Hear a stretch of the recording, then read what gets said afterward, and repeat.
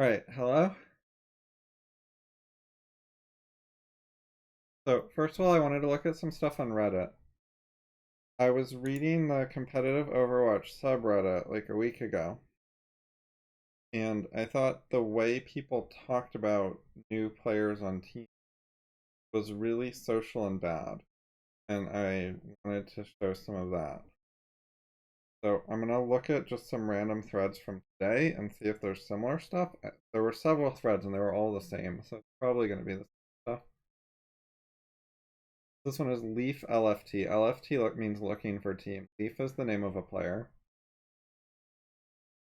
Okay, so here's the first comment. If Paris doesn't sign him to fill the time until Sparkle can play, they are throwing.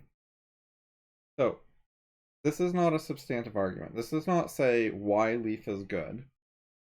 This does not try to talk about the merits or demerits of Leaf as a player. It does not analyze him. He played in the Overwatch World Cup, so people saw him on video at BlizzCon, so that's why he's getting attention. I'm not sure how well he did. He was decent at least. But this does not tell me how good a player he is. This is this person's opinion who got 278 upvotes. Apparently thinks Leaf is good, therefore Paris should sign him. Now, this is also, it's not a reasonable opinion. Paris is an Overwatch team who have a lot of options for who they can sign. They will be signing someone who can play until Sparkle's eligible. Sparkle is a player who's the most sought after player entering the league, and Paris signed him, but he's under 18 and he can't play until he's 18, so he's gonna miss like half the season or something. I don't know exactly how much he's missing. But so they cannot actually use their new star player until partway through the season. So obviously they have to have some backup players, some alternatives. Which they know that and they took into account, and it does not have to be Leaf, and that makes no sense. If Paris didn't sign anyone until Sparkle could play, they would be throwing, because then they wouldn't have a DPS player, but they know that. So this comment, it's very just like, this guy is good because I say so. And it's telling Paris what to do for no reason. It's not intelligent, he's not thinking about things, he's not analytic, it's just fanboy stuff. Then the response, honestly a perfect plan. Pure fanboy, no reasoning, just I think it's good. My opinion is it's good. They're just expressing arbitrary opinions, and then everyone's totally cool with that and upvotes each other. Watch them do this, and Paris end up looking better with Leaf and LOL like Florida Mayhem when they benched Logix for Seiya in season. Oh, it's with Leaf and comma LOL, comma. Yeah, there need to be commas. There's a significant break right here. So what they mean is, watch them look good with Leaf in, and it'll be similar to when Florida Mayhem looked good with Logix in before they benched Logix for Seiya player. So, again, there's no arguments about how good Logix is, how good Seiya player is, how good Leaf is, etc. And this is implying that Leaf is better than Sparkle, which is not something that any reasonable analyst believes. I don't think you should go by what a bunch of people said, like who said the person's good, but I have not like personally investigated how good Leaf or Sparkle is. But if like every analyst says Sparkle is really good, it's kind of ridiculous that this person with zero arguments just says watch Leaf look better than Sparkle. Which he didn't say directly, like he didn't use Sparkle's name. Anyways, and his opinion about what happened in with Florida in season 1.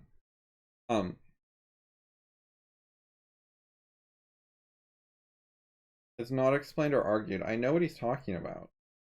Seiya player was a high reputation Korean who, from what I've seen, is very, very good aim. Some of the best aim in the game. Like, high reputation for a reason. Anyways, they brought him in and they subbed out one of their players to put in their new star.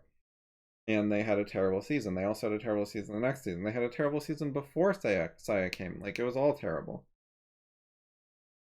And somehow he's blaming Saya coming in for Florida Mayhem doing bad and sort of implying that they did well when they were playing Logics. They had like a brief moment when they were running Logics and they did sort of better for a few games. But none of this is actual analysis of like why they lost the games and whether it was Saya players' faults and whether Logics could have saved those games or anything. This guy says Saya's just cursed on Florida. Dude kills 4 or 3 people on Widow and he loses the fight laughing my ass off. This is the kind of thing I've actually seen a little bit of. Saya player will like actually do really well and then they lose anyways, so I don't see why you would blame Saya player. Because he always, from what I've seen, looks like the best player on the team in their matches.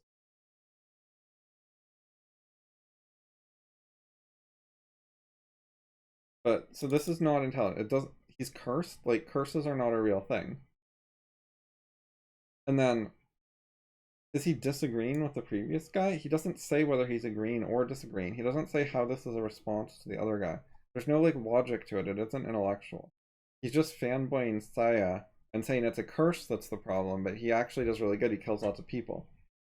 Whereas this guy was fanboying Logix and Leaf. And it's like they don't even disagree. Like this guy fanboys Logix and Leaf, this guy fanboys Saya. Like you might think that contradicts. On the one hand, the guy thinks Saya is better, and the other guy thinks like Leaf is better, or Logix is better. But it's not actually seen as contradicting. Everyone just fanboys whoever they want, and that's like all legitimate. They don't view it as a disagreement when they fanboy different people. They are just both on the same side of fanboying players. So this guy, see, this is the kind of thing they do a lot. They really like names. Him, Visality, Shax, Fissure, Donye, Shadowburn, or Nico. Right, so he's just naming a bunch of players. There's no arguments about how good those players are. It's just the names. They have enough reputation that you can name them, and it sounds like you're saying something. There's no reasoning about any of these players. The meaning of his comment, which he implies and does not fucking say, like, this isn't even a sentence. These are literally only nouns. There's no verb here. Him is out. Like, all of these are nouns. It's just a list of nouns. And this is actually more of like a reasoned argument than the previous ones. Like, honestly, a perfect plan was a sentence, but it's not. There's no reasoning to it. This actually is an argument that makes sense if you understand what it means. What I think he's trying to say, he doesn't explain himself, but he's saying instead of signing Leaf, it would also be okay if they signed Visality, or Shax, or Fissure, or Danya, or Shadowburn. There's a bunch of other players. This is also a bit of a funny comment because Shadowburn, and I think maybe Danya, I'm not that sure, but that Paris let go 2 players, and I know Shadowburn was one of them. So Shadowburn was already on Paris and they dropped him. They're not going to sign him temporarily. They dropped him on purpose, in my understanding. Which is weird as a comment, like to suggest hiring the person that they just fired. But anyways, he's trying to say there are alternatives to Leaf. Therefore, not hiring Leaf doesn't mean they're throwing. They could just hire someone else good. Which is true. Nico is a well-rounded flex player. I'd keep him over Shadowburn, to be honest. This is the kind of thing people say all the time. There's no argument. Like, what is the argument that Nico is better than Shadowburn? Shadowburn is literally a well-rounded flex player. Like, you could describe him that way. That would not be an incorrect statement.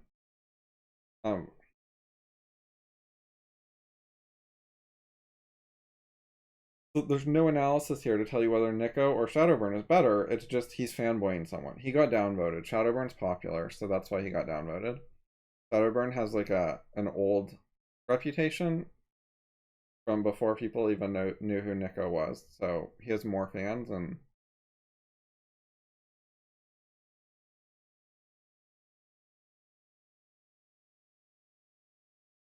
now the response: Nico is a great bench boy, as he's replacement level on projectile and hit scan and emergency sub level on off. But as a potential starter, not Overwatch League level.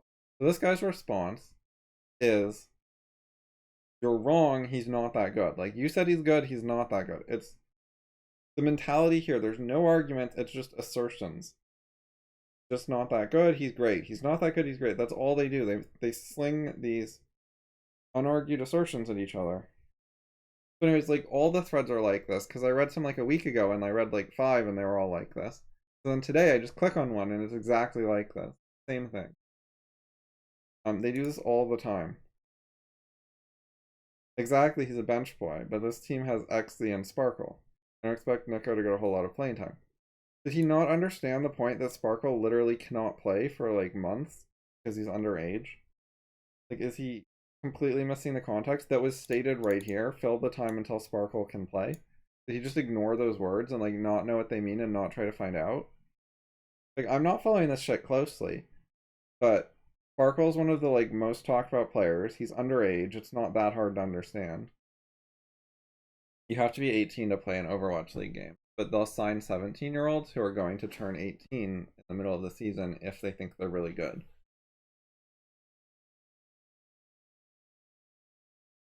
Okay, so now this is an actual sort of reasoning. I'll take a guy who has a wide hero pool over someone who can play Genji. So he's playing off of Shadowburn's reputation as a Genji player. This is not at all true. Shadowburn has played in professional matches and on streams that we've seen, repeatedly played other heroes like Pharah and Zarya. I think it was Zarya, maybe it was Brig. I remember him playing in Goats. He was on Brig or Zarya. I think it was Zarya, but I'm not sure. Anyways, he can certainly play a lot of heroes. As a factual matter, we know he can play other heroes, not just Genji. This is not an honest comment. Like, either this guy has no clue, in which case it's dishonest, or if he knows about it, then he would know Shadowburn can play other heroes. But basically, also, more or less every single DPS pro can play a bunch of heroes. They're all just well-rounded and good at a bunch of heroes. Like, some are more well-rounded than others, but none of them are just like, I can only play one hero, I'm totally inflexible. Like, they don't get hired like that. They have the like time. Oh, the game's been out for years. They've learned multiple heroes, and even the heroes that they like can't play at, like they wouldn't play for their team. Um, they can play it like much better than me or this guy or whatever. Like, even the support players in the Overwatch League in general play DPS at like a very high level. They'd be high on the ladder. Like, even the non-DPS players can play like every DPS hero really well.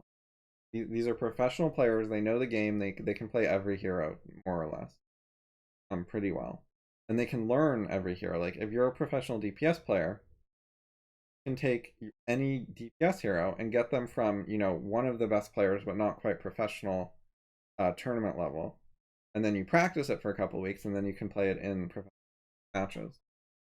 Like, they're all sort of ready to go on semi-short notice. That's just how it works. They're all like good enough at stuff, like close enough to the top level, that if you give them a time to prepare, they can get really good at the hero pretty quickly.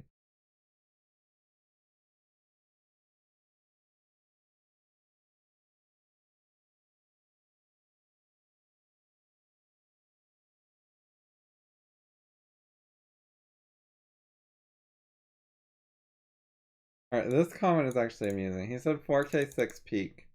This is apparently an abbreviation for 4600. But 4K is 4000, so we have 4000 and then a 6. So this guy said, "Oh, you're 4006 peak," which would be bad. That would mean that his rating in the game is low. So that's funny. So you can misinterpret his rating. Instead of 4600, which is really high, is 4006, which is really low for a professional. This is someone with a notoriously low rating. It's because he came from a different region where the ratings were lower. It's harder to get a high rating in some of the regions with fewer players. So your rating is not comparable across regions. Anyway, Overwatch League teams need to open their eyes and sign this beast of a man. He's extremely talented. He's the French equivalent to Sparkle. If they overlook him, they're bad. Except a meme word for bad. Pepega means bad. Like, there's no thought in this. There's no intelligence. There's no reasoning. It's just, this is good. If they don't see it's good, then they're bad. That's the, like, mindset here. This one, they should sign him and then trade him once there are other players eligible. So this is just saying he's good, they should recognize he's good. It's completely like selective attention and short-sighted because there are a lot of good players. They're just jumping on the hype train. They saw him on stage the other day and now they're like, oh, he's good, people should sign him. But there are so many like really good promising players to be signed. There's more players than slots. If Dallas don't sign Who Are You, they should get Leaf. He covers Dallas's lacking DPS pool. And then the response, I'd drop all three, not Decay. Taimu is a fan favorite, but inconsistent. AKM is washed up. Zach can pretty much only play Mei, and even then I've never seen a good Blizzard out of him. So he's just saying Dallas should drop 3 bad DPS players. Why are they bad? There's no real argument. He's never seen a good Blizzard. That's like such not really an argument. It's just when he uses X ability, he seems to do bad. That's not really an argument. There are 0 examples. There's no way to refute it. I mean, you could point out sometimes there were good ones, but he's not going to say, he didn't mean never literally. He's not going to take like one good Blizzard as a counterexample. Anyway, so this is how people think about these things. The mindset is so crude and it's so social. It is just who is popular, who has high social status, let's praise them a lot, and then yell at people who don't also praise them. Occasionally, but also they'll just like ignore it and like both praise whatever they want, even if it's contradictory, and often they ignore it. Like they don't actually try to, there's no attempts here to like come to agreements or give arguments that could persuade someone else. It's literally they're trying to see which way the wind is blowing, like who's popular, and then fit in with the crowd. Whatever's popular, they want to jump on the bandwagon, and their goal is sort of to jump on the most popular bandwagons as early as possible. Like I joined the trend early. I knew Leaf was good. You know, the first day everyone else knew it. I didn't wait a week until after it was like obvious. I've picked up on it early on. That's the kind of thing they're trying to do. So it's entirely just social metaphysics. So I figured that this is a sports thing. So I figured I'd go to the NBA subreddit. So I clicked on this one. The first one I clicked on, Russell Westbrook finishes with a mighty 46 against the Heat, tied for the 4th lowest mark ever recorded. Now, based on the title, I assume it's bad, but I don't know what they're counting. And in some things, low is good, so it's not entirely clear. But, you know, tough night for he and the Rockets. I was like, okay, so it's bad. So some guy did bad in a basketball game, and they made a Reddit thread about it with 2,400 upvotes. So let's see if the mentality here is similar to Overwatch League. So this guy says perhaps he and Harden spending too much time at them Miami strip clubs. So maybe he did bad because he goes to strip clubs. This is not a plausible theory about what happened. Variance in sports games is common. It's not usually related to he went to a strip club last night. Like these are professional, highly played players. I know that it's like some of them are a bit unserious and do stupid shit, but I don't think that their problems are like just not trying kind of shit.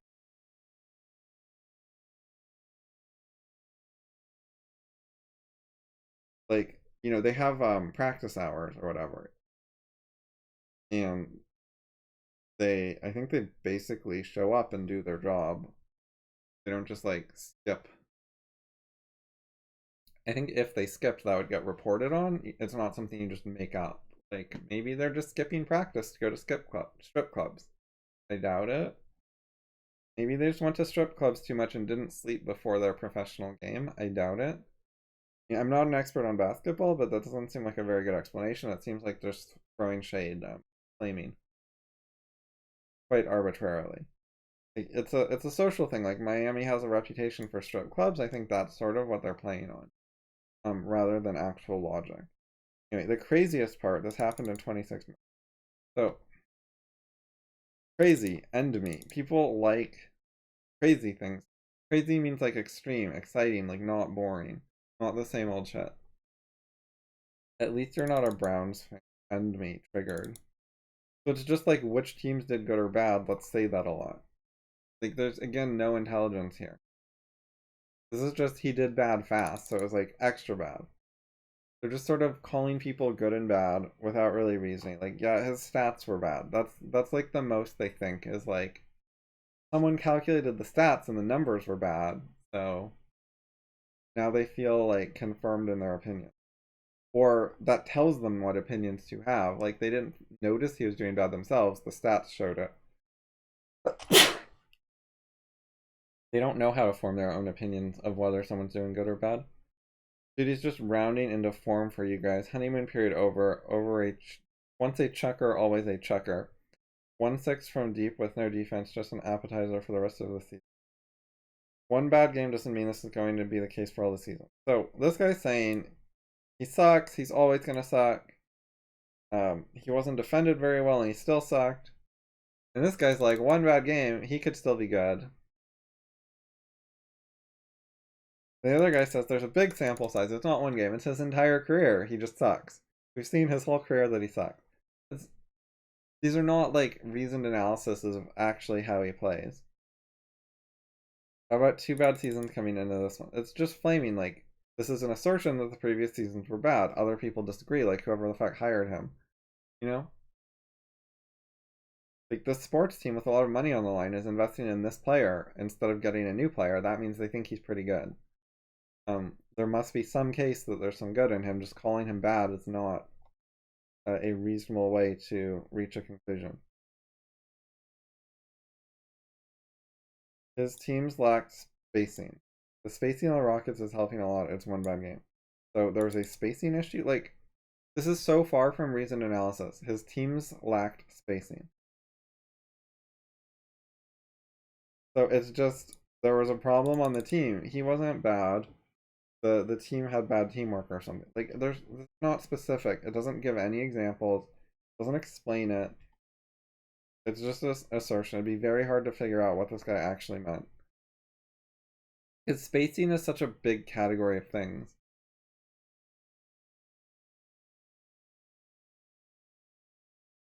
Oh, it's apparently it's metrics related. There's some sort of stat. He removed his own shooting volume and percentages from the team spacing metrics. They really weren't bad at all. So he's trying to say the rest of the team had okay stats. It was only this one guy who had bad stats, so it is his fault. But there's no citations, there's no data, there's no numbers. He's just asserting it. He apparently got downvoted, so maybe it's false. Or maybe people just didn't like it because he fanboyed the wrong people. Or attacked the wrong people. Jeremy Grant was a decent and serviceable three-point shooter. So names, they like names. You're just supposed to know who all the names are. And Paul George, Jeremy Grant.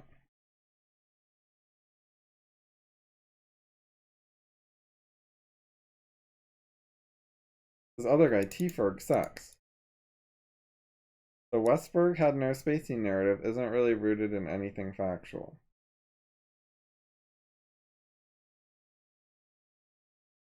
Hey, someone's actually getting out some numbers. But they're not giving reasoning. See, numbers are easy to throw out. They're just like, this name had this number, this name had that. You can look it up without really thinking. So it's a little better than like any of the things we saw in the Overwatch. They weren't even using stats, but stats are a very primitive way to analyze. It's just, this guy had big numbers, that guy had little numbers. It doesn't actually explain who's good or like why those stats happened. But, and of course, most people are not using stats. The majority say things like, fade me fam. You know, proper English is not exactly what these people are into. Holy shit. Just Westbrook things hashtag. I didn't see the game, but my boy will bounce back. But goddamn, laughing my ass off.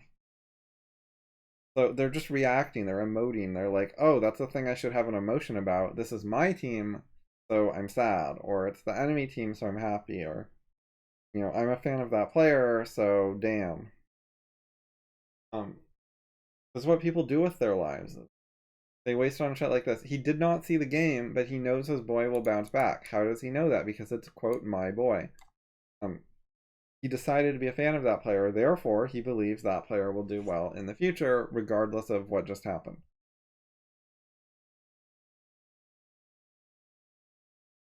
Westbrook has been good this season. This is just the typical assertion. Yeah, the level of argument is people saying it was one game, so there's some people saying it matters, and there's other people saying it was one game, so it doesn't matter. Haters so quick to come out after 26 minutes lol. This guy's implying it was 26 minutes of play, so it doesn't mean much. But the fact that he did that bad in 26 minutes, rather than 60 minutes, I think makes it worse that he managed to get such a negative stat so quickly. I'm not sure entirely, it's hard to tell, but I think that's worse that he was like not just going negative, but he was going negative like at more points per minute of negativity. Seems really bad. I think this guy's being silly. StatPad MVP, false prophet. They don't explain themselves. No one wants to actually explain what their argument is. They're really, really vague. If anything, he looks faster this season than last. This is an assertion. There's no evidence, there's no arguments, there's no details that would persuade someone who disagrees. Like, if I'm a basketball fan and I've been watching these games, and I thought he looked slower this season than last, and then this guy says this, it's not going to change my mind. Like, how could this change anyone's opinion?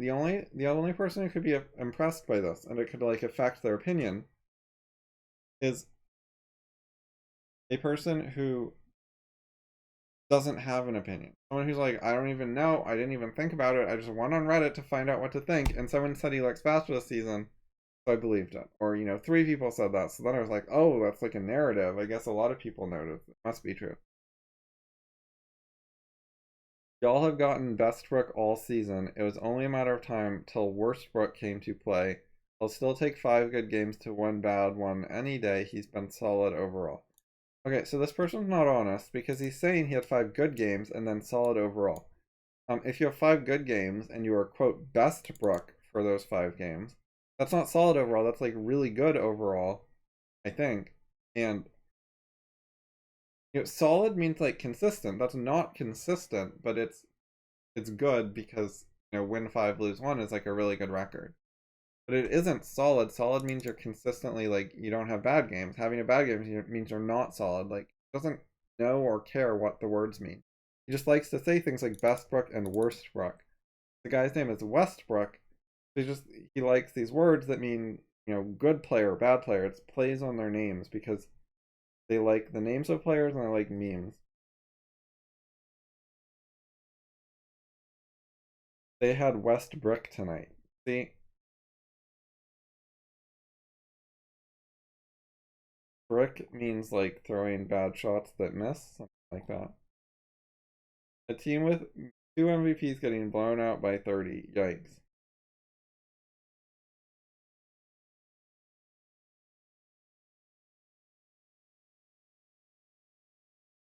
How the fuck? What the shot?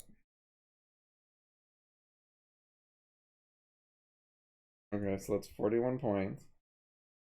So this guy says pretty sure it was 40 at one point, and no one reacts. No one's like, oh maybe they do. It's just down here. So. Oh, laughing my ass off, no way. They're just like shocked by the numbers. They're just like, okay, sports games are sort of like pseudo-random number generators. And then people just throw narratives on them and react to them like they matter. Like, you could fucking simulate the sports games and actually just generate like random numbers and say the red team scored a point and people cheer. Like, it's the same kind of thing as that. There's like, oh my god, the random numbers came out with a 40-point lead for one of the teams. That's uncommon. It's not totally random, but they don't understand what's going on. They don't really know what causes teams to win or lose. They just make up stupid narratives about how someone was like really motivated or was playing good or playing bad, or like most of these aren't even really narratives. They're just like, you can't have good games every time, so he was Worstbrook today. That's not an explanation of like why he played bad this time. And you certainly can have good games every time. Like, some players are more consistent than others.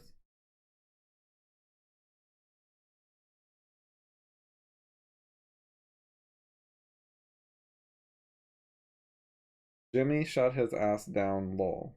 False, Jimmy was mostly on Harden. Bam was on Westbrook. Give Bam some props. So yeah, they just like make shit up and then they assert to the contrary.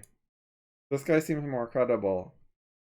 Because he named like more people and he's like correcting him, but it's, who knows? Like, if this guy can just make it up, pull it out of thin air, make up a potentially false fact, And it could also be that this guy was saying the right thing and this guy just made crap up. Like, it really could go either way. Anyway, so people are stupid. This is the Overwatch, the regular Overwatch subreddit. So that was competitive Overwatch before. This is regular Overwatch subreddit. It has 2.5 million people. I have not read this, like, for a long time because it's terrible. But I'm going to briefly show you what it is. Highlight why healers dislike Wrecking Ball. So, Jiffy Cat. This is like a 10-second clip or something. There's some news because BlizzCon just happened and there's updates to the game announced with no release date. It's gonna be like 2 years or some shit. Anyway, humor, Genji bot. 24-second video, 18-second video, 24-second video, 13-second video. You better look at the new Sigma winners. So this is a 13-second video literally just showing you new cosmetics coming to the game. Why wouldn't you stack? 17-second video. 600 upvotes. 30-second video. The Fran with the stick of a lifetime. This is a short video. It's Jiffy Cat, that's why there isn't a number of seconds, I think.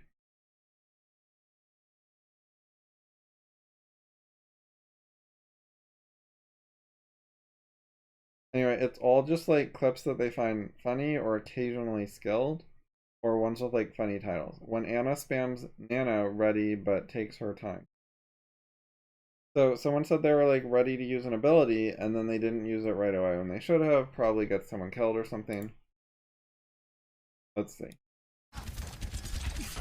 Okay, so this is Genji, he wants to use Nano Blade. And Anna was very late to use Nano. They won the fight anyways. He was just annoyed.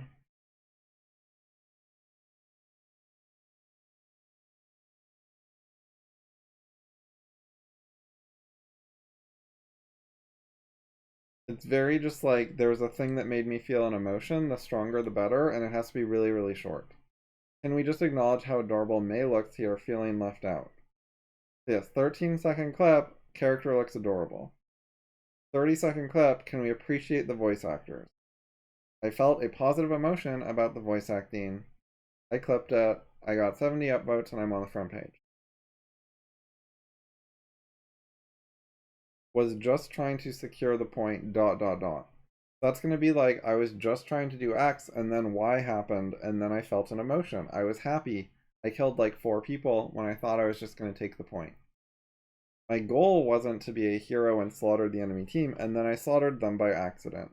That makes it like funnier than if I did it on purpose. It's kind of like that. It could be something else. It's hard to know. Oh, is it going to use an ult? No, their ult slow charge.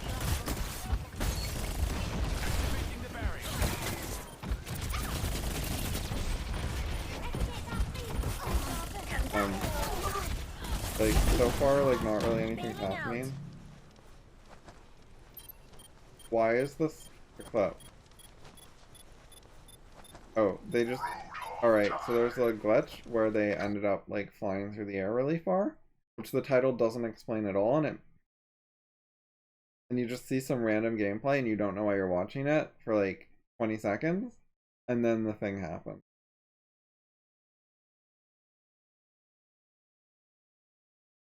Why did you do this play? I won't claim to be a good player. Hey, you didn't fuck up bad. There's room to improve. You'll get there. Okay, like, factually, he probably won't get there. But the guy's just, like, taking back the insult. Mac, how fast? Diva, yes. Yeah, that's just a stupid meme. But yeah, people don't like saying what they mean or what happened. They hate literalness. Like here, the thing that literally happened is there's a game physics glitch, and she went flying through the air really fast and high and far. And there's zero hint about what happened in the title, and not a word mentioning it in the comments. Like, at least not directly. Like, how fast? Yes. So that sort of implies fast. But there's no one wants to explain what happened. No one wants to say it in words. No one wants their words to match reality. They just say a bunch of stuff that isn't reality or is different in some way. Like, I think they think the truth and the facts are too obvious and, like, boring. They just say a bunch of other stuff.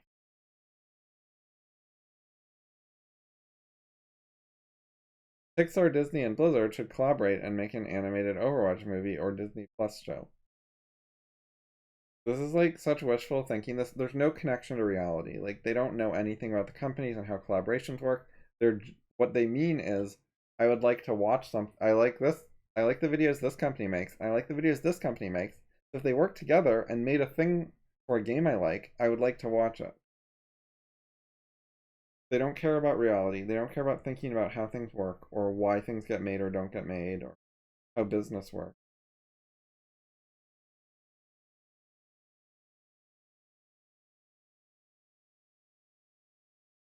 Break the shield, highlight. 23 seconds. So they shoot at the shield. Commitment at its finest. Was trying desperately to get that shield down. Must have felt so good. Yeah, it did. Most stressful thing I did almost. You have to have slept 10 times better that night. Not exactly. This was at 5 a.m. So tired right now. Oh, I wasn't even watching. Play of the game. So they put the bomb down, and then they shot the Winston shield, and then the Winston shield broke up like half a second before the bomb went off. So it wasn't even that fucking close. And commitment at its finest? Like, no? What are you talking about? They had literally nothing else to do, so they held down left click in the direction of the giant thing. That's such a nothing play.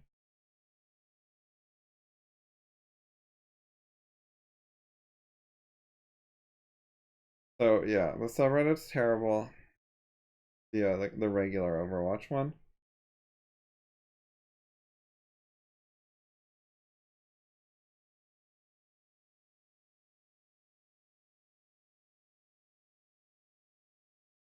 If you have any questions, ask your questions. Part of why I stream is to give people a chance to ask questions in real time if they want to.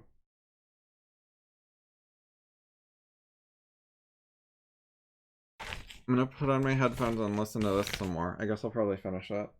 I will give you guys the link.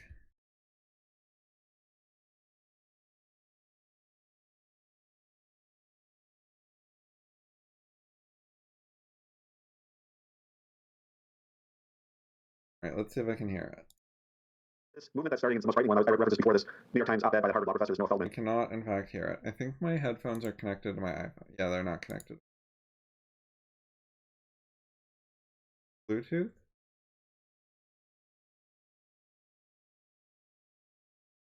My AirPod Pros are coming tomorrow.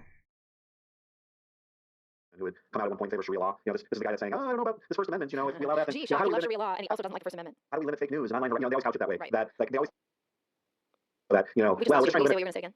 I said we were. They're always trying to tie concept of free speech to some form of violence. Yeah. As if the Christian we allow shooting, the fake news and online harassment. As if that was all the right's fault or something. That one guy. I mean, I'm not saying you should get your car around anybody, but the whole environment was charged because a group of people were not allowed to protest, which is their fucking American right. And Antifa should have been kept from harassing and bothering them, and instead they were allowed to harass and bother them. And then you end up with a death, and everyone blames only the protesters. And the whole concept of allowing it. Right. And what's funny to me is the phony standard implied by this idea, which is that we should all live in these sort of like quiescent, cages or something. I'll be free from offense and from anxiety or what people say. Free culture. In other words, like what is like online harassment or hate speech or fake news or whatever? Like, why should we be protected from that? Like, we're reasoning human beings. I'll make the decision about what I think is fake or what I consider to be harassing or what I consider to be hateful, right? I mean, that's my decision to make. It's not your decision to make. So what is the standard that they're tethered to, whereby they determine the standard of, in other words, they kind of slip the standard in of, oh, we can't allow free speech because it would offend someone. By whose standard? Would that offend someone? Who makes that judgment and decision? So they slip that in, and of course we know what the standard is. Don't criticize leftist political policies. But the other answer is just so what? Like, I mean, even if someone is influenced by ideas and commits violence, it's still the human being who commits the violent act. It's still that person's fault. Right. Nobody's responsible for a person's actions but the individual. If we do have a standard in the United States, the imminent standard, where it's, this is what they muddy the water on. But the Supreme Court has an imminent standard where, that defines incitement to violence, where they say that if you are engaging in speech which is meant to provoke violence right now, then, that can be considered incitement, right? They're like, hey, get that guy. But that's a far cry. Now, these guys are trying to extend this concept of imminence and incitement and say any speech which gets anyone influences anyone in any way in a way that I guess they don't like, that maybe down the road could, I listen to George Bush speak, and, that made me really think about this, and I hate this, and now, 5 people down the road, some guy tries to kill someone. See what free speech did? In other words, they're against the whole human form of cognition. They don't think that people can be trusted with ideas. Right, exactly. And that's the authoritarianism. Yeah, and that's exactly what's going on in our little microcosm community, too. You can't be trusted with the ideas. Yeah, so I liked this podcast so far, particularly at the beginning. They were saying there are a lot of political factions, groups, and divides and disagreements and so on. But one of the major ways you can categorize people, that's an important issue, is the free speech people versus the not free speech people. And that one single issue is like a major category. The people who are pro free speech are to some extent all allies. that people are anti-free speech are to some extent all allies.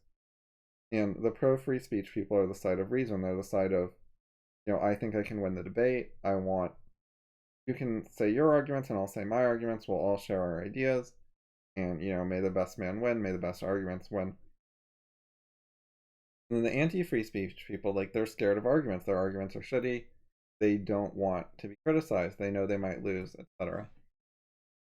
They also said something interesting. They said that the objectivists who are happy to see Alex Jones censored or whatever, stuff like that, and they say, oh well, private property, blah blah blah, YouTube is private property, they should be able to ban whoever they want. They think that those people who say that, it's not just a rationalistic political argument that convinced them, it's that they actually just hate Alex Jones and want him to be shut up. That's what they claimed, which I find plausible. And by the way, the reason that argument is wrong, that YouTube is private property, so they can just censor whoever they want, is there are multiple reasons. One is it's not entirely private property. The government is significantly involved.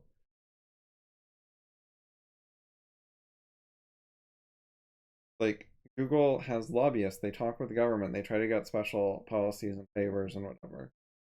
And they try to get the law designed how they want it to. And then another thing is they advertise. It's an open platform. We're unbiased. They testify. They tell the world. Their marketing says they're unbiased. It's objective. They're not censoring the right-wingers. They're not treating people unfairly, and so on. Advertising, where they claim neutrality, helps bring in customers. And if it is false, if they're lying to people about the product they're providing, that's false advertising. It's lying to customers, which is fraud, which is, a crime. It's initiation of force. And why are they not getting prosecuted for this? Well, the government is sheltering them. It's helping them get away with this use of force, rather than going after it and protecting people's rights, the rights of the customers not to be defrauded.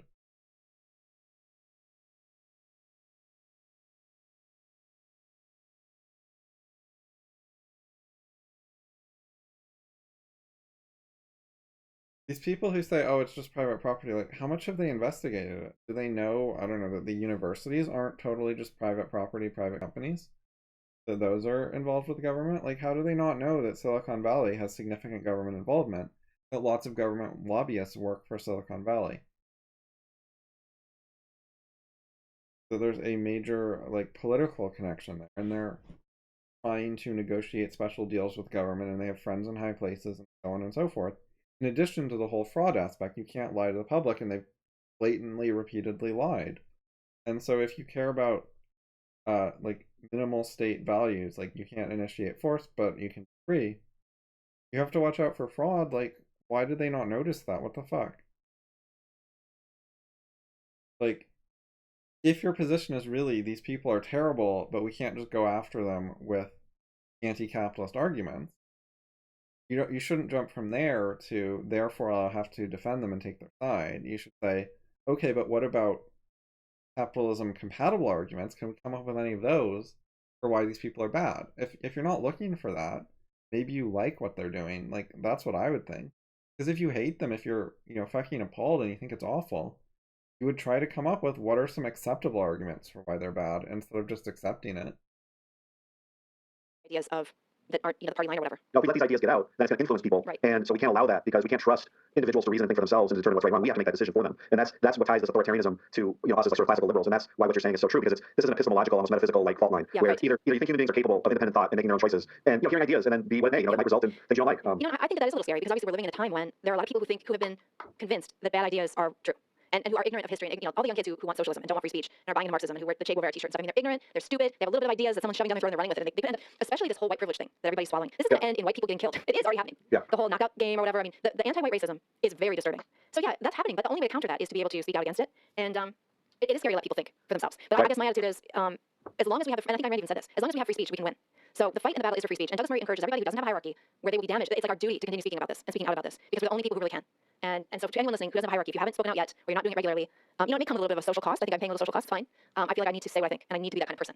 And I would respect myself. Power that like a Dave Chappelle had. Yeah. Like that was almost a cultural revolution. It might be peak. It might be peak wokeness.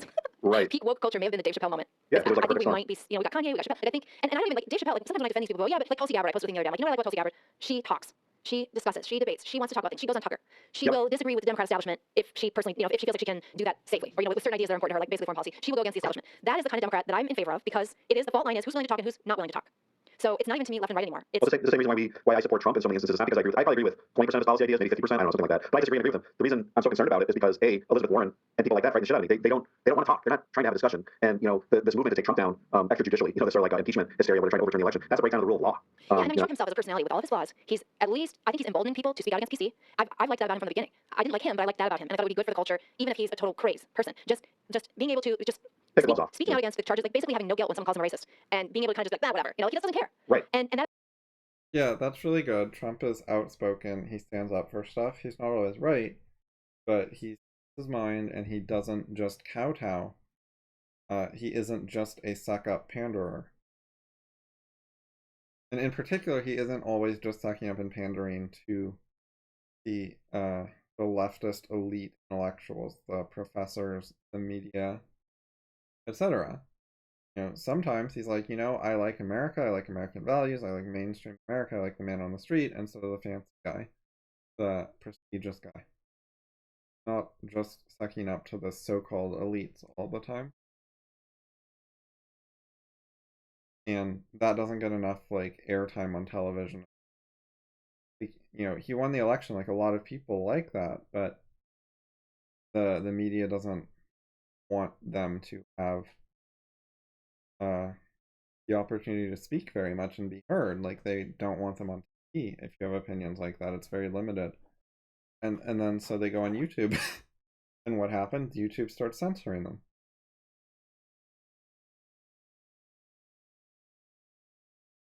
And why did they go on YouTube? Well, YouTube lied to them. YouTube said, we're a neutral platform. You can use the platform.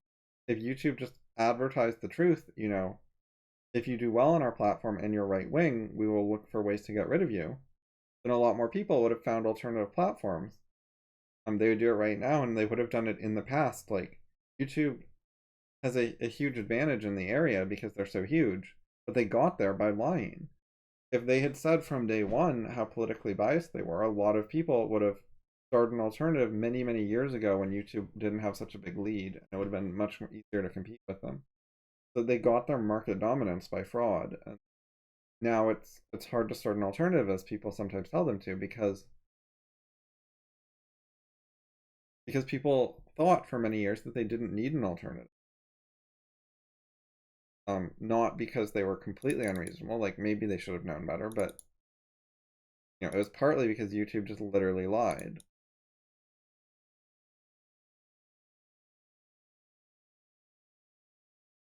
There are some lies you can tell that aren't that don't matter from a legal and business perspective, but there are some you can't. You can't sell someone a baseball and say it's a basketball and put a basketball on as the picture on the box. YouTube has been providing a service, a product to people. You can get an account on their website, and it has certain features and privileges and so on, and they've said how it works, and the way they said it works is not true. They're lying about the product they provide. They're lying about the service they provide. And that is the kind of thing that's defrauding customers. And the fact that you don't actually pay for the account does not affect that. YouTube made the choice to sell it for $0, but it's still invest in the platform. They invest time and effort into it. So there is value exchange on both sides. YouTube is getting a user who watches ads and creates content and so on. And in exchange, you're getting an account. So you didn't pay dollars for it, but you paid something. There's a reason YouTube's giving it to you. There's benefit for them. And so we have this contract, this exchange, this business transaction, and then YouTube lied about what the terms were and what would happen in the future with the product. So fraud. embolden other people to not care, and that is critical to getting our society back. I think is to get out from under this cancel culture. We have to be willing to be called a racist, be called whatever, a sexist, a xenophobe, a chauvinist. Yeah, they call you names. That's their main. Yeah, it really that's is. Their main advice. They call you names in public. They try to intimidate you. They try to get you fired. But the sad thing is that the companies that will actually be influenced by that, rather than say, you know what, I'm not going to be harassed into firing a good employee. And if only there were more people like that. And I think we just need to have more people who will stand up and say, no, I'm not going to listen to the mob. I'm going to keep this person. In my case, it's like if you're an objectivist, just even continuing to support me, for example, might be a way that you can push against the collectivism that is in our ranks. Just like no, I'm not gonna. It's like when they were years ago when they were attacking Diana Shea, and it's like if you're friends with Diana Shea, I'm gonna unfriend you. I was like, go the fuck ahead. That's my answer. I'm not gonna. In fact, I think I wasn't friends with her. I think I'm gonna go friend her because what are you doing trying to cancel this person? Yeah, every time there's like an anti-Trump kind of thing, and it makes me support him more. It's just like, all right, you're gonna do that. You're gonna, all right, fuckers, because the line is people who are willing to talk and people who aren't. That's the line. And I'm always gonna be on the side, even including a socialist like Tulsi Gabbard. I'm on her side. I want her to be the norm on the Democrat side because then we have our society back. We have our American society back that respects free speech and is willing to engage in discussion and an argument and respect for individualism, respect for free speech. This is why we need more Tulsi Gabbard and less, literally the rest of them. So on the Democrat side, I can't think of another. Yeah, I can't either. I really literally can't. They're all just crazy. Anyway, so in your life, maybe you can do that. It's just like all you have to do is push against anybody who's trying to intimidate other people into silence. This is the cultural thing we need to fight against. If somebody's just ad hominem, calling people names, and not engaging and not willing to have a civil discussion, that's the problem. And I'm not saying that you go attack people who are mocking and making memes and stuff like that, because those people are great. That's part of being able to say what you want. It's the people who get overly offended and whine and want those people canceled. That's what we're fighting. Yeah. Not people who say offensive shit or uncivil when they're expressing their own ideas. The people who want to shut down people who are expressing ideas of any kind, even if they're offensive. Those are the people that are the enemy. Right now, that is it. It's not as much about what the people stand for in many ways. We're at the point, unfortunately, where it's more about standing up for people's right to say what they want. Or it's not even right. It's like I want to live in a society where that's the culture. The legal right is there, but the cultural value is gone in this country. Yeah, exactly. We have the right to say whatever, but don't you dare. Yeah, it used to be like, well, you know what? I don't agree with that. I really respect him because he speaks his mind. He's a straight shooter. All that kind of stuff used to be a real value to people, and it was seen as idealistic to be someone who was kind of free spirit and willing to challenge the norm. And now, those are demons. People that are offensive, or and that's why like Camille Paglia and people like that even we probably consider to be on the left, is because they're such fierce proponents. She's another great example. She's another great example. She's on the left. She's an explicit socialist, but she speaks her mind, and she's really not, by the way. I thought she said that explicitly. I mean, she said a few favorable things about capitalism, like basically that we need capitalism and socialism. She supports the mix because capitalism funds the welfare state, but she's pro welfare state. Okay. So I don't agree with that. I don't agree with her. But I love her. She's fantastic. Because she is totally she's firsthand, she's independent, she says what she thinks, even if it goes against the collective, the appropriate thing to say, and she supports other people's right to do that too. And she's highly educated, so she understands Western culture and the Western canon. She's not ignorant. She completely understands the history of the world religions, of Western literature. I mean, she's really highly educated, and she's a fierce proponent. And by the way, those things are highly correlated. So what are you going to say about Jordan Peterson? Oh, I was going to say he's in the same mold in that, I'm sure I would probably disagree with him on certain political things. I don't even know what his politics are completely, but he is absolutely a fierce proponent of independent-mindedness and first-handedness. So these are the kind of, in other words, my issues now are sort of beyond politics. That's not true about Jordan Peterson. I'm sure it's not about Camille Paglia either. Like, it's partly true. Like, they're not all wrong, but they're missing some things. Like, Jordan Peterson filled a book with a bunch of bullshit citations that he didn't properly research. Like, he didn't first-handedly look at the science and reach a reasonable judgment. He spreads myths and lies because a bunch of prestigious people said they're true, and he doesn't want to bother looking into it properly. I think, like, it's conceivable that he actually did the research and he's just stupid and like can't figure it out and can't see the flaws. But I think it's more in a lot of cases that he didn't fully look into it like he should have. He just trusted a bunch of people.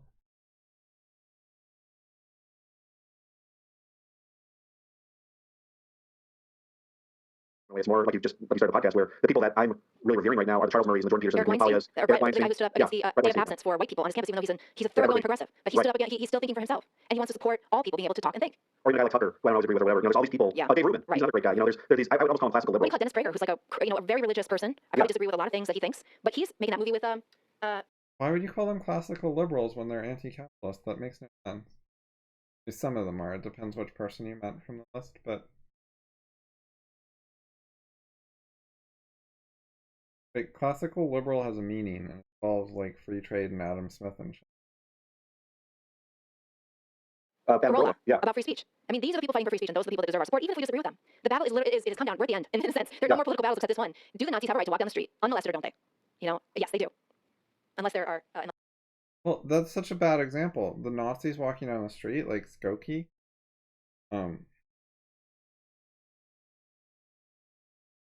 See, there's this march, and like the ACLU, like I believe, helped the Nazis march, and what did they want to do? They wanted to have like this parade through a Jewish area.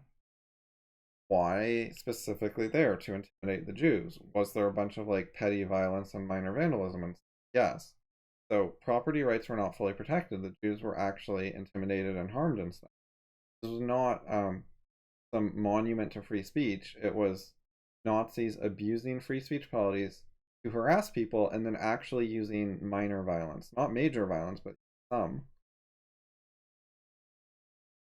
So it was evil, and Sonny has no clue what happened. doesn't know the story and is referencing it, is bringing it up. Like, she just repeating these myths she's heard that she didn't research, I think. The sizable Jewish population.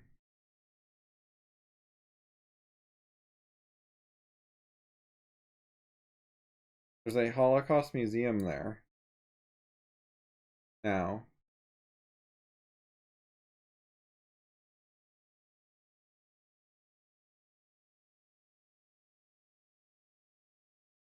At the time, there was a significant population of Holocaust survivors.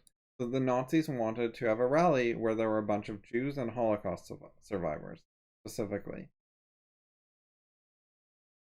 And the ACLU helped them. That was evil. The ACLU is evil. They were helping the Nazis harass Jews. So they got away with it in the name of free speech. But then what actually happened? You know, was there adequate police presence and so on to defend the Jews? To make it so they could just go about their lives like normal with zero fear of anything, no vandalism, no litter, no force against them whatsoever. The answer is no. I don't know if it's gonna go into that detail here, but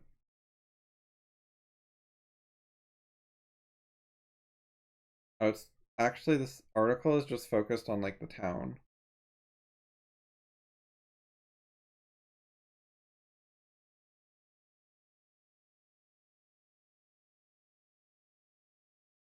This is the court case. I just want to know about like the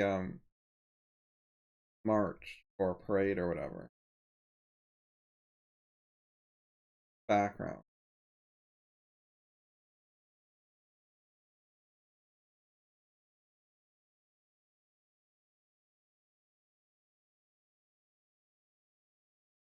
He also, I just want to see the results. What happened?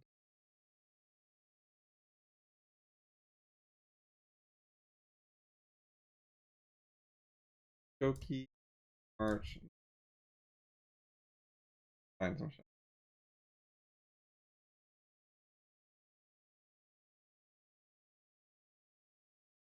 Oh, were they stopped? It says would be Nazi march. I thought they got to do it, but maybe I'm wrong. Let me see.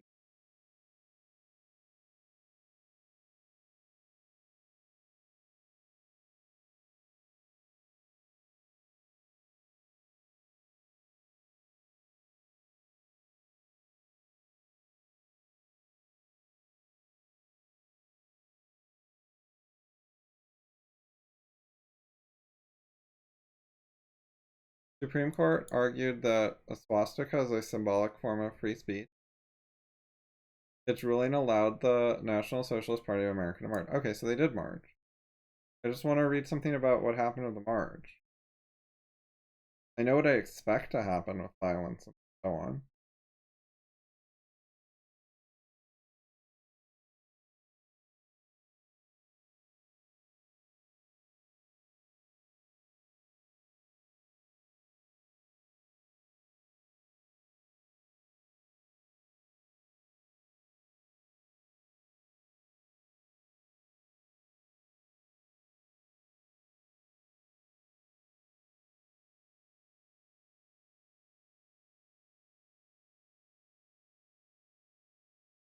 The Nazis, being liars, claim they're fighting for their basic rights of free speech and so on, but they specifically targeted Jews to not to march so they could harass them.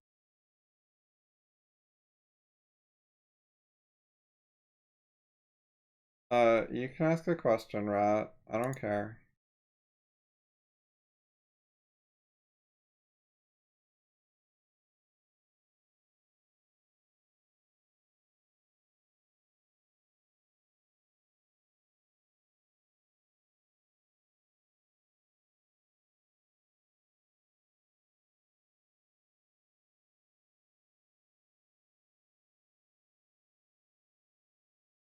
You're not banned. You didn't do something to like hurt me in a significant way or something.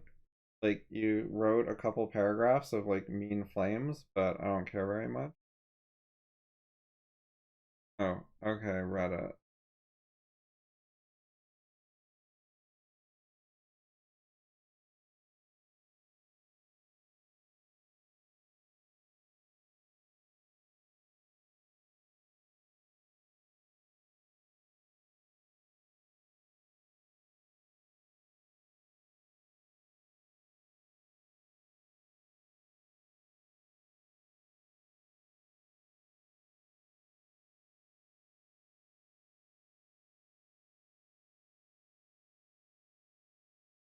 Wait, this is the discussion between me and him, not you and him. Anyway, I want to keep looking at the Skokie thing first. I'll finish this and then go to the Reddit.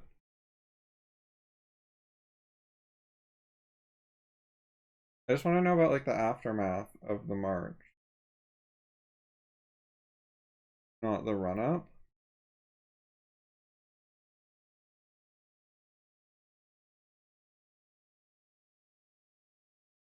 So I just need to go like parent a few. Oh, that's long. I find it really hard to like link stuff and find stuff on Reddits. Like I find their like single comments thread and view rest like I find it really bad UI. I don't seem to have the same problems on other websites. It's just Reddit, I noticed.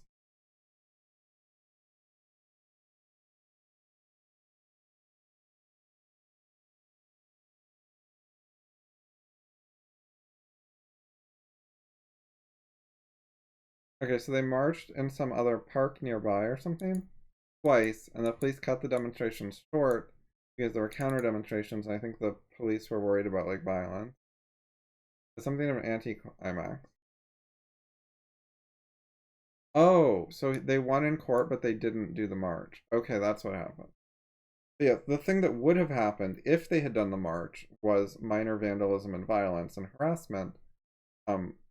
Not every Jew would have felt safe to just go about their business like normal that day. Which shows that it's not just a issue.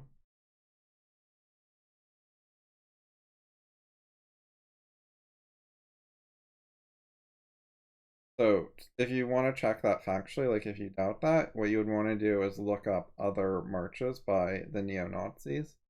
Like, you know, what happened when they actually did march. And I think you'll find it's a little bit like when Antifa goes out and marches today and commits a bunch of petty vandalism and punches a few people and so on. You're not just safe to walk up to them and film them and whatever. They occasionally like punch journalists or break people's cameras or, you know, yell at people even. They just are not peaceful. They're dangerous. Not like hugely dangerous usually in public and daylight, but you know, somewhat dangerous. They've hurt a few people quite badly.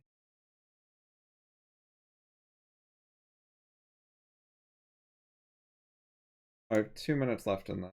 Unless we're at war, or like, you know, I mean, obviously there are exceptions to this. You know, I don't think like a foreign government should It's have not, a right it's not to that the Nazis have a right. It's more like do people who support the Constitution and the American tradition have a right to walk down the street? Well, I guess that's what we're down to. Yeah, Yeah. literally, it's like the Americans are the Nazis now. Yeah, exactly. It's literally true. Yeah. It almost reminds me of, Tucker had this great metaphor where he was talking about how there's a time, when kids lie and they say, say they stole 10 Oreo cookies and you catch them and they tell a version of the truth where they say, well, I stole 3 cookies. But they admit they stole the cookies, but it's just like a version of the truth. Where the left nowadays, it's not admitting you stole the cookies, it's you stole the cookies. Right. They turn it around and just like this impeachment stuff, where it's Biden like, and his son are corrupt. No, you're corrupt. no, you're corrupt. You're the one who meddled with the election. Yeah. You're the one who's, they're the ones who went out and hired Russian spies and agents to compile this dossier to try and undermine Trump. And what do they accuse him of? No, you're the one who conspired with Russia. It's just like, projection is the number one. Every time they start saying something, I think, what'd you do? That's the proper thing to think about leftists. Whenever they open their mouth and accuse anybody of anything, that's what they did. That's so their MO. All right, that's it for our show today. Can you believe how fast that hour went, Doug? I do believe it. Time goes fast. Thanks for joining us, and see you next time. Okay, so here's the thread.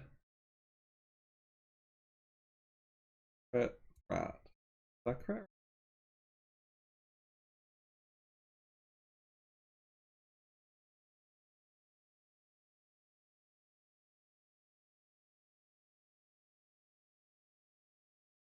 Why did it not show up in my search? It's gotta be on here somewhere. I commented in the thread. I'm not gonna show up, am I? No, I'm too nested. Is the critical rat?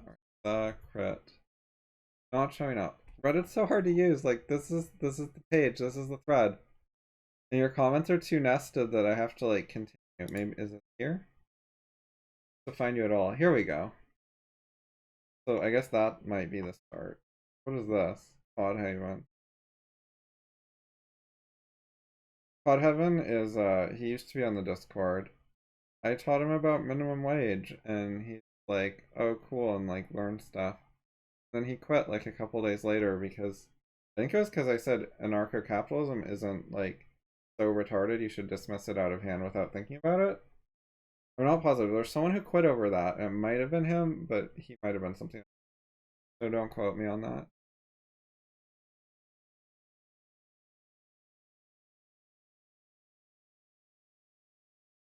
But I think he might have just quit because they said something like, you know, I'm sort of partly in favor of anarchism, but not fully, and there's problems with it. But it's like worth considering and not all wrong. Something like that. If it wasn't him, it was someone else quit literally over that. I might be able to just search for that pretty.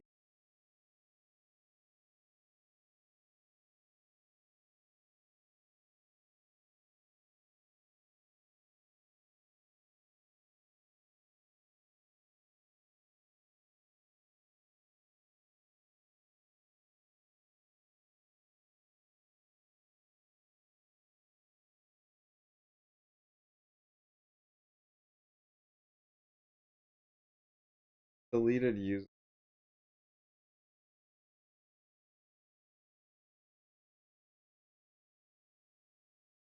I don't know, this is gonna be hard to search for. Give up.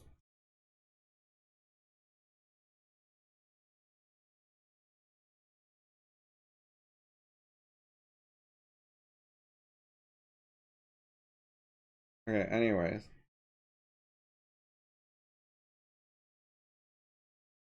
So how did this debate start? As expected, I will award one upvote for starting my day off with a laugh.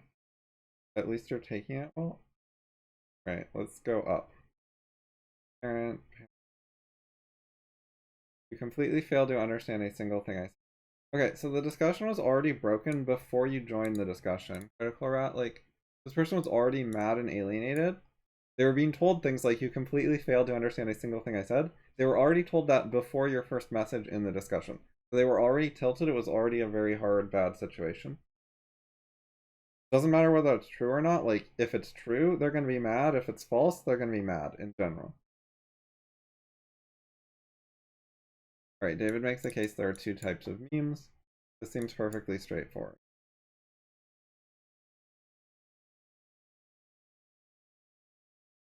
Sorry, but you're getting even more confused. I can't help you. Try reading BOI. You're even more lost than when we first began. Oh, that's what he said. They started his day off with a laugh. He's laughing that someone said he's confused. Like, what an idiot. So, he's a bad person. He's irrational. He was already super tilted from talking with Andy.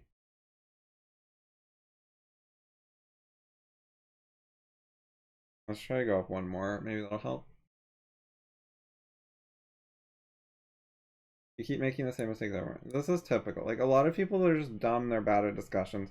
It's very hard to get them to actually answer questions and address issues like one by one in an organized, methodical way. We had a discussion, you probably remember, where it was spiraling out of control. We built up, like, we disagreed about X, and then when we tried to talk about X, we disagreed about X2. And we tried to talk about X2, we disagreed about X3. And like, it kept chaining more and more things that we disagreed about. And each one is like related to the previous one, so you have to go through like the whole chain to get back to the original issue. We got a chain of like 15 things or whatever. But then at some point, I got you to like answer questions and we went back up like half of the chain or most of the chain or whatever.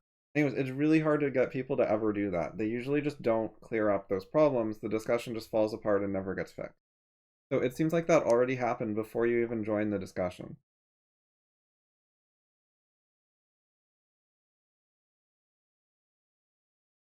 Most people are not honest and not truth-seeking. Like, they don't actually have good faith and goodwill and curiosity and so on. So it's like, discussion's hard in various ways. They have a bunch of misconceptions about epistemology and discussion methodology and so on. But then on top of that, they're liars, they're evaders, they prioritize, I don't know, their social life or whatever. Alright, well, let's see what happened. At least you're taking it well. Being mocked by someone who has a half under. Okay, so he's not taking it well. He's fighting back. He's saying, you flamed me, I'm gonna flame you back. You have a half understanding of a little bit of philosophy. And insult anyone who challenges them. That's not what happened. Blah blah blah. Yeah, they're just yelling at each other. Not productive. This is not the proper way to state an impasse chain that's like I haven't read it closely. I assume Codhaven is mostly correct. But he's not doing a good job of making that like as obvious as he can to a neutral observer. He's not doing a good job of maintaining sort of like a formal, serious tone and just sort of being correct about everything he says. He's sort of just like, oh well, you were being dumb, so now I'm going to be sloppy. Um, rather than making everything as crystal clear as he can that he's being fully rational and correct every step of the way. So he's making it a lot easier for the guy to think, oh, you're just unreasonable. We're all slobs. We're all stupid. We all don't know anything. We're just people on Reddit who half understand a little bit of philosophy, blah, blah, blah. I clearly asked you to point out where I've gone wrong. I mean, I'm pretty sure he already pointed that out several times. There were a lot of like long posts and whatever. But yeah, the discussion fell apart in some way. You can always post your criticisms or disagreements of critical rationalism or David Deutsch's book here. If you're interested in debating or learning about CR, is probably who you want to go up against if you're up for it. Yeah, they're usually not up for it. Most people do not actually want to debate. Like, I complain a lot that public intellectuals are not open to debate, that you can't actually like discuss with them and tell them why they're wrong or learn in the alternative why your criticism's wrong. They don't have mechanisms to do that, but most people don't want to do that. Like, you tell them, oh, here's a public intellectual you actually can debate with, and they usually don't want to do it.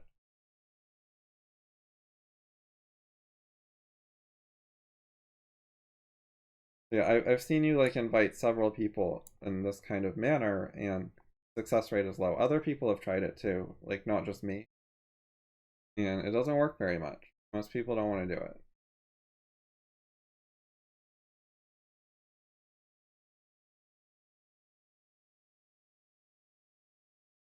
Oh, no knowledge, no criticism. He exaggerates. Like, he's not very good at logic. He's not trying to be calm and logical. Like, no knowledge whatsoever is not true. He literally just discussed with Codhaven. He said he understood that thing about static memes. See, this seems perfectly straightforward. So here, he has more than zero knowledge of this issue. So he's not really trying to be accurate. Anyway, so you offered to debate, but you didn't explain anything. They usually don't like that. They want you to say something interesting to them. Like, nothing in this message is interesting to me. Like, I see why the message is reasonable, but it does not say something about politics or physics or memes or whatever where he's going to be like, cool, I'm glad I read that. Now I have a clever idea.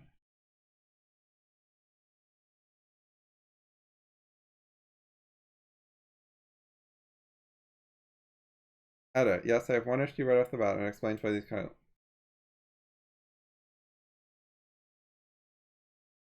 File. Okay, yes, the third option is fine.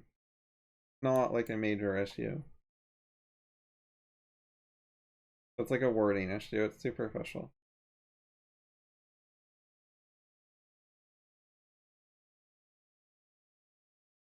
Anyway, he doesn't really have anything substantive to say. Then he reads Wikipedia, very bad source. Please post disagreements. Okay, so this is not engaging with him about critical rationalism. I'm too lazy. Ninja edit. Wiki's bad. Anyway, you're encouraging him to have a discussion, but it's all meta, which they usually don't like. Like, I think it's reasonable, but most people don't want to just hear over and over, you should have a debate, you know, debates are good, you should actually do that. They just want to pretend that they're like half-assed sloppy comments on Reddit that they might stop doing at any moment are like serious debates or proper or whatever. But they also don't pretend that. Like, they know they're not Sam Harris or whatever.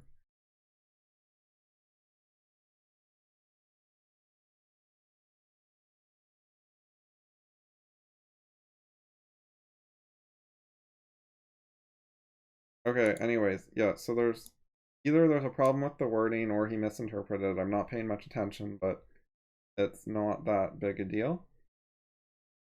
Alright, continue this thread.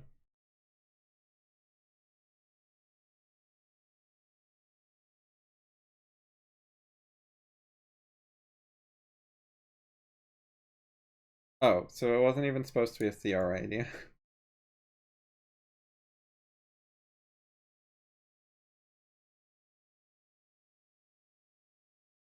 Oh, yeah, so It's very hard to discuss with people this way. Like, I sympathize with this. You're reading into what he said, and he's implying bits and pieces of the standard view, but he wasn't directly trying to talk about them and say them. So you're getting like these hints that he thinks certain things that you disagree with. So you want to pick up on the hints, be like, "Ooh, I found a disagreement. We do disagree," and like talk about it. But he doesn't realize he said that. He doesn't really get what you're picking up on. He doesn't understand his own position that well. He doesn't know like the way you think about the issues and recognize the position. So this doesn't make sense to him. This will confuse him. I've done this kind of thing because I can often tell like when someone says something, it shows that they have a view. It's like a normal standard view that, but they don't realize they said that or gave it away. They don't even know that's a thing. Like they don't understand what questions I'm considering. Like views are sort of contextual. They're relative to questions. Like what problems in the field you think are important, and then like this is what the mainstream says and this is what CR says. But if they don't realize that's an important question, like they don't even realize there's a view there, they don't know there's a controversy there, so it can confuse them a lot. Like he doesn't know that the claim that knowledge grows based on information available is like a controversial thing, that's like a defining part of his position, that other people might disagree with that. It's not a thing he thought about, argued, and it's just sort of something he mentioned in passing and hasn't really thought about. Takes for granted. And responding to this like little hint is it's hard. Like it would be better if you got him to actually state his position in an organized way instead of taking this little hint and starting the debate that way. It's awkward because often they don't want to explain their position in an organized way. Like the hints are all you have to go by. Because like you invited him to debate like 3 times and he didn't want to, so now you're responding to this like little hint where he mentioned something that's wrong. So like I completely sympathize with that, but it does not work well. There's people are not going to get that very much. Like, the basic fact is he's just not that interested. He's not that curious. He doesn't really want to talk that much. So no matter what you do, it's going to be really hard.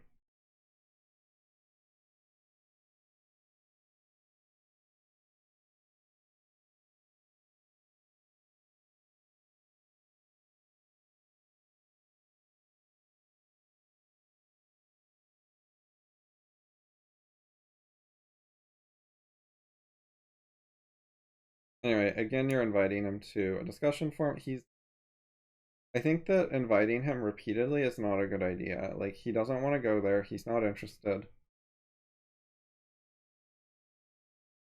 You only need to tell him once. If he ignores you, then he doesn't want it. Don't tell him the same thing twice. It's like, it reminds me of telling people you shouldn't smoke, it's bad for you.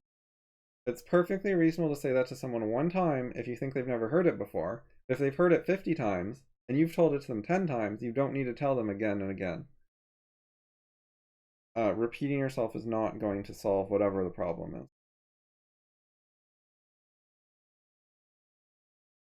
Anyway, you're not writing some like significant piece of philosophy that he would learn from, and he doesn't really want to study it. So like it's hard to see the benefit in the conversation to him. He's not really getting anything out of it. Not that he really wants.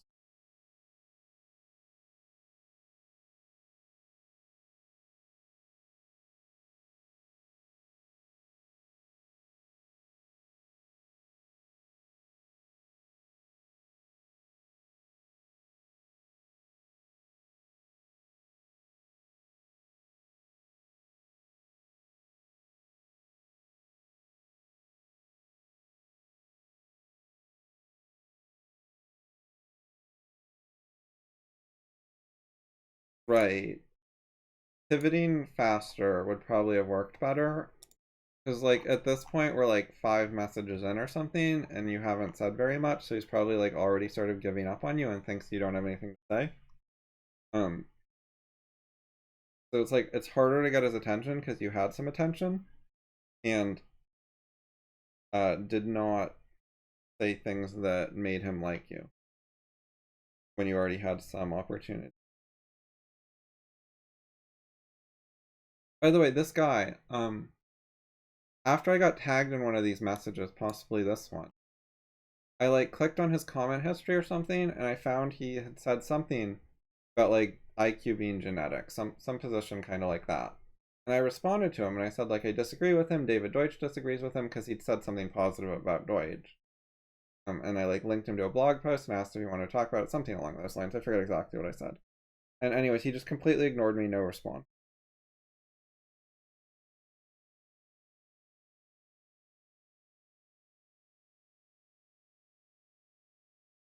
So I did not try again, I think, or I guess I posted something in this thread, so that was the second time I talked to him. But it was very brief, like, and part of why it was brief is because it was the second time I was talking to him, not the first time.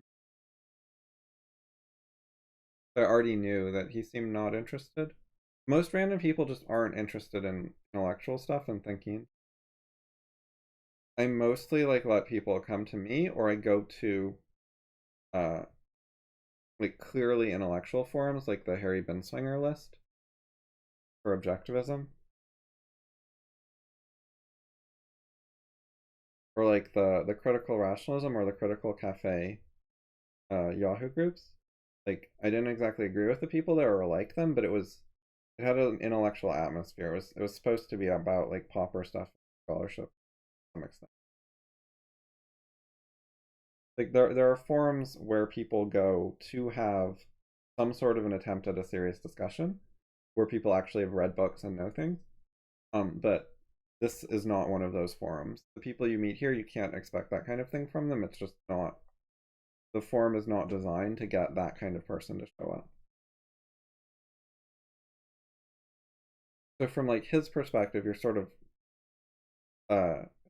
like tangenting, or I don't know, it's kind of like out of the blue that you're bringing up all this serious stuff because he didn't go to a serious forum. He didn't go looking for serious stuff.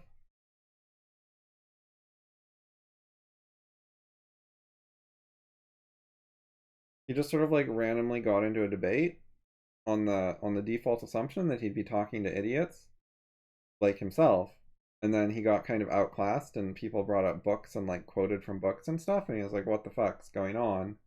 And it seemed kind of unfair, and like he got kind of ambushed, and at no point did he actually want to become a serious thinker. Most of what I've said has not been about like the specific things you said, because I think like social atmosphere of what's going on is like a bigger factor in what happens. Anyway, this is bringing up the FI group again. This is about dictionary definitions. And it's like 4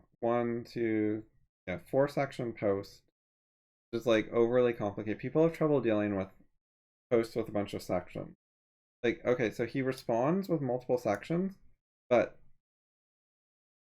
that doesn't mean he's actually good at it and it's actually working well for him. People will try to play along and like pretend they can keep up with stuff even when it's actually hard for them or stressful or confusing or etc.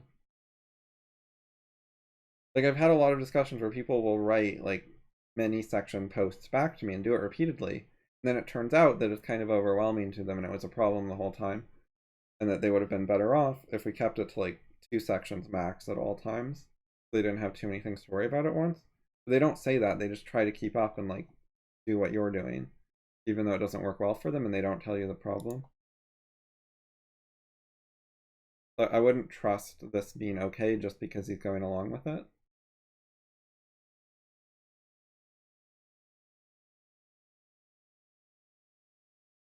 Usually when people do this, they start losing track of the discussion more and have like more non sequiturs and stuff like that.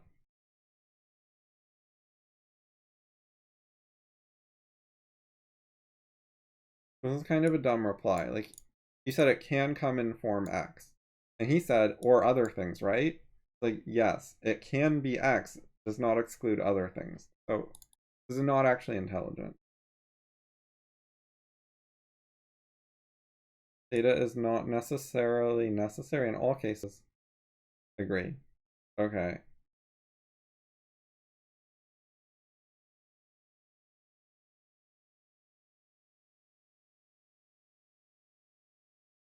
I doubt I have any disagreement. This is the people who minimize disagreement are hard to deal with, where they like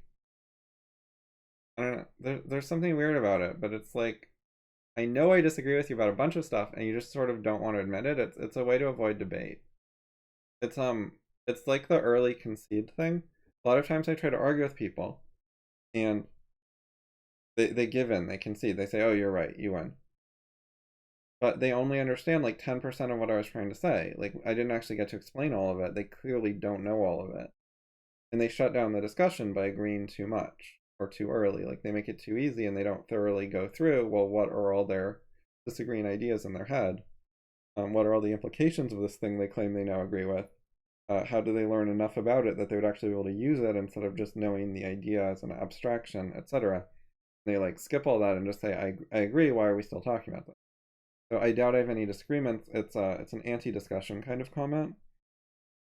Oh, you said you could post your disagreement. Right, so you were inviting him to debate, and he's just like, we have nothing to debate, which is so dishonest. You have plenty of things to debate. It would not be hard for you guys to find disagreement.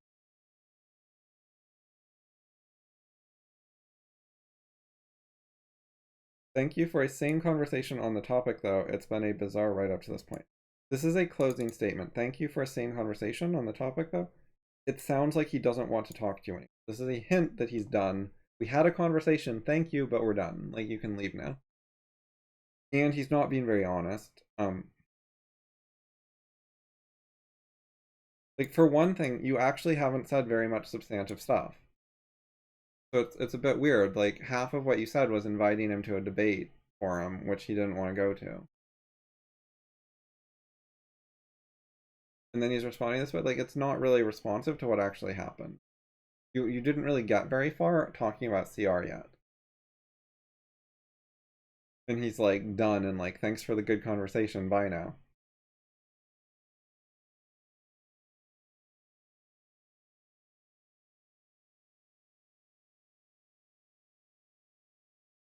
Doesn't think he'd learn anything pragmatically useful. This is the guy who claims, I mean, this is just ridiculous. Like, well, what do you think is pragmatically useful? I'm sure we can come up with some disagreement in that area. Certainly the IQ thing. Unless he thinks his views on IQ like just don't matter, then presumably that one would work. Anyway, this is like I remember reading this. Very few people have managed to understand CR on their own, maybe just DD and Feynman.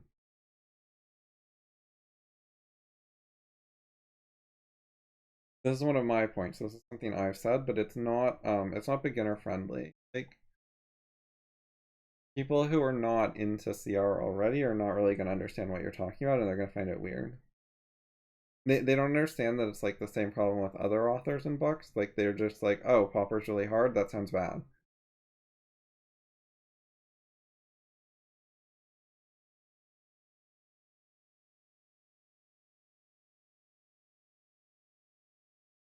Well, sure, but pragmatic.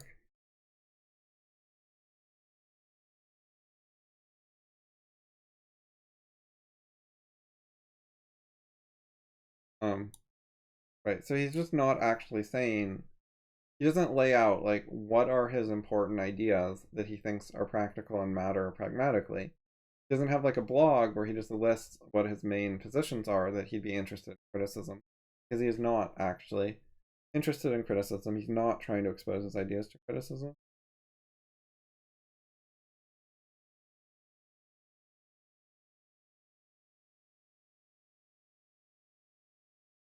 Anyways, so yeah, the basic problem is okay, he was already jaded. See, he's saying what I said earlier. He's already tilted before you started. And it probably goes back to prior discussions. So a lot of people are like alienated from discussion because they've tried a bunch of times and it hasn't worked very well. That's a really common problem that makes it harder. But then on top of it, just at no point in this discussion did you get his interest. So on his own initiative, he like really wanted to learn more or learn something. At no point did he like see the value and be like, ooh, that looks really good. I really want that. I'm gonna pursue it. You didn't get his like significant interest or attention. He just thinks you're sort of trying to debate him and you're some random guy on the internet and you're probably wrong and it doesn't matter. And he did not see the potential value. And of course, it's hard to show him the potential value because he doesn't share what he thinks. So it's hard to point out like what important ways he's wrong because who knows. And like he mentioned IQ somewhere and I responded to him about it and he just ignored me. So even when he mentions something that he has like a strong opinion about, he still doesn't necessarily want to discuss it.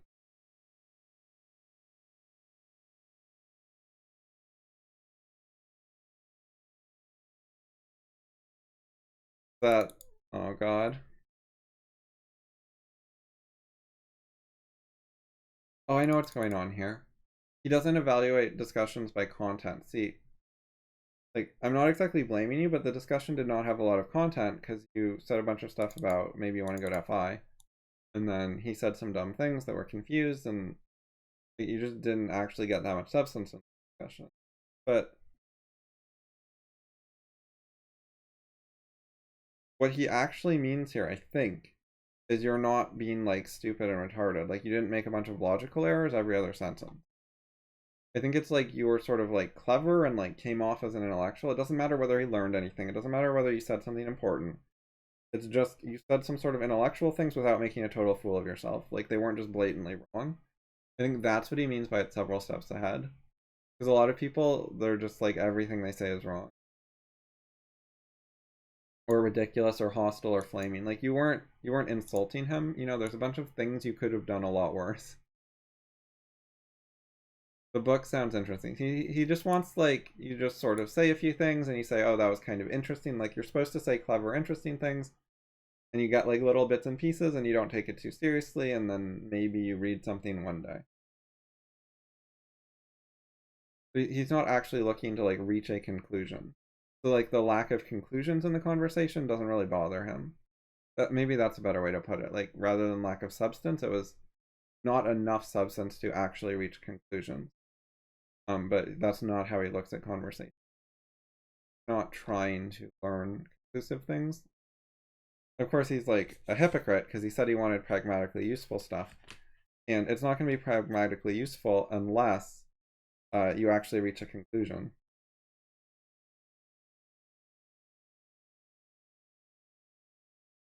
Yeah, that seems plausible.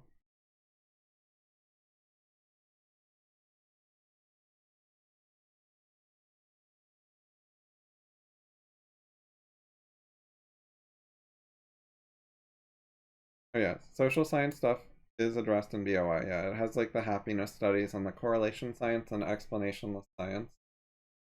So if your field is psychology, you ought to care about Popper. It would be pragmatically useful.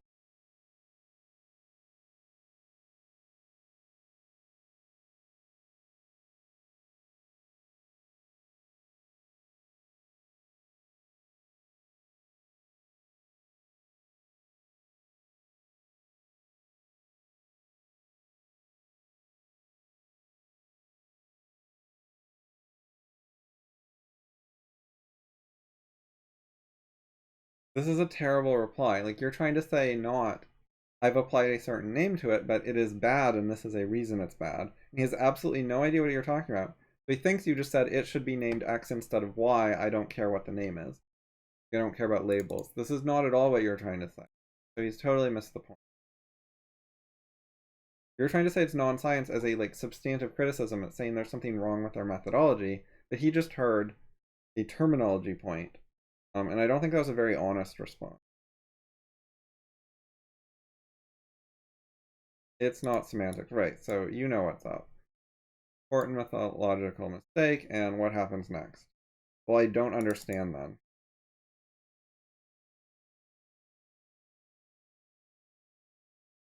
Right, and then he's asked a question. This is like a topical, relevant thing. But you responded about AI. So apparently all the stuff I was skipping had AI in it somehow. I would not refer people to that podcast, but that's a minor point.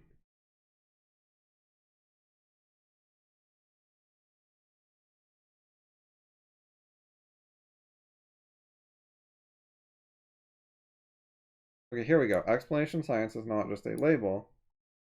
By the way, the amount of like back and forth it takes just to like get to the point of actually talking about this is like way too much. Like the overhead is too high. Like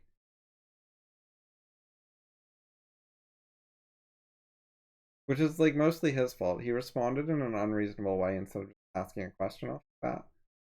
But whatever it is, it's making the conversation like a lot harder that we had to scroll through a bunch of junk just to get to. He has said absolutely nothing substantive about this. All we've really gotten so far is he doesn't get it. So you got to try again at explaining it and giving him more detail. And that took like multiple back and forths just to get that far. And we're still repeating it's not semantics. Okay. They employ the wrong method generally. Okay, so this is a key point, but it's buried in the middle of a paragraph.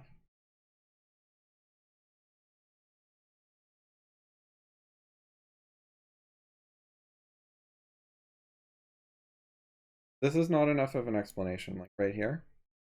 And then the paragraph ends. So this should start a new paragraph, but it should explain more. They employ the wrong method. They do this, but it doesn't say why that's wrong. It just says, from doing this, they hope to extrapolate knowledge. It doesn't say like why it doesn't work. They do a certain thing, and you just call it a wrong method, which he might not even know what that means. Like he doesn't seem to realize what you're trying to say. So it would have been better if you said like they use a method that does not work. The conclusions they reach are not true. They can't reach the conclusions by the method. They're invalid conclusions. Something like that. Like doesn't seem to even understand that much. But even more importantly, you need to get across some idea of why, not just what your conclusion is. And because he's just going to hate the conclusion. If he hears the conclusion without the reasoning, he's just going to be like, what the fuck, this is stupid. You guys are just like rejecting science. Anyway, theoryless science could be another name. A theory is an explanation. Crux is where do those theories come from? Now this is getting like too tangential. It's not clear enough. It's just, this is not good enough educationally. He's not going to understand it. Like educating this guy is super hard. And then this educationally is like not great. So it would have to be like really, really great to work. And it's not even like that good. It would be very hard to learn from this. It's too like scattered and unclear and not very organized and so on.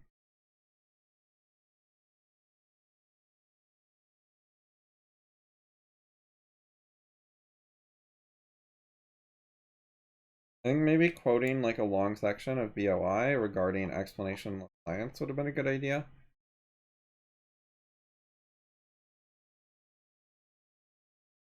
Right, so his response is he's not convinced psychology doesn't work. It wasn't convincing. Oh, sorry I failed to explain it, refer to curi. So you kind of gave up. And then he doesn't actually want to talk to me.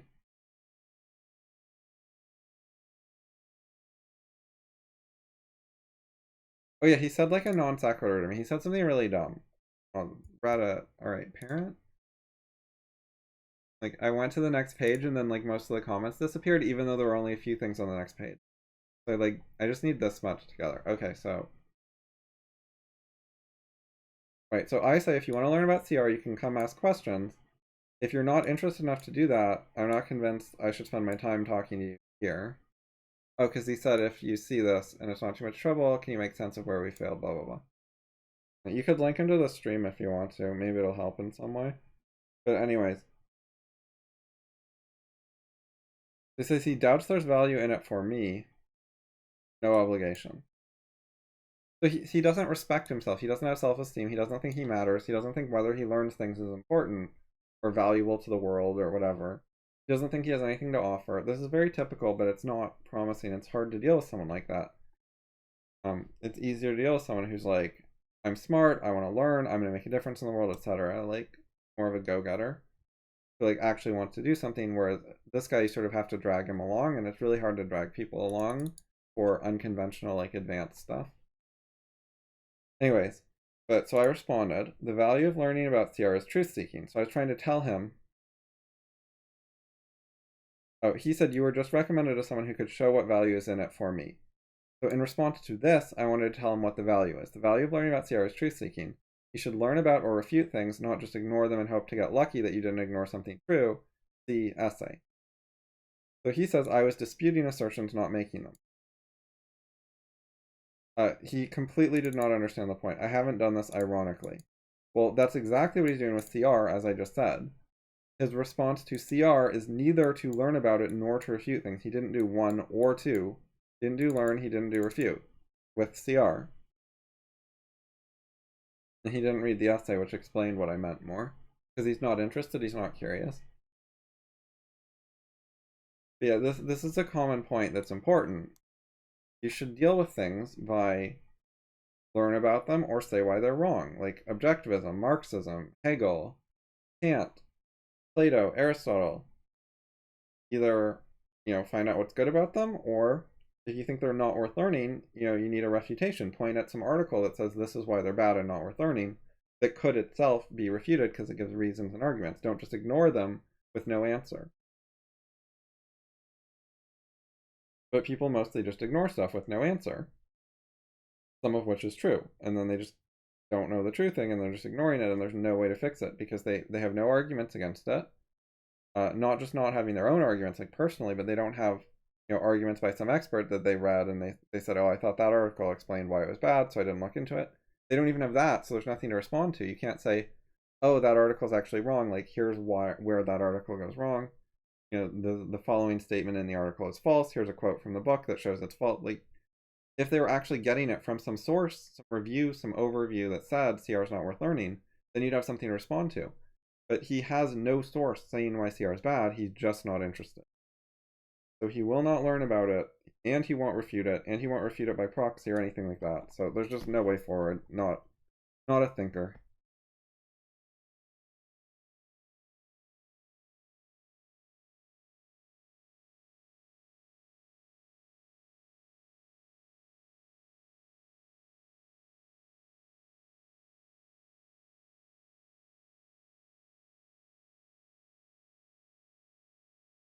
All right. Good night, guys.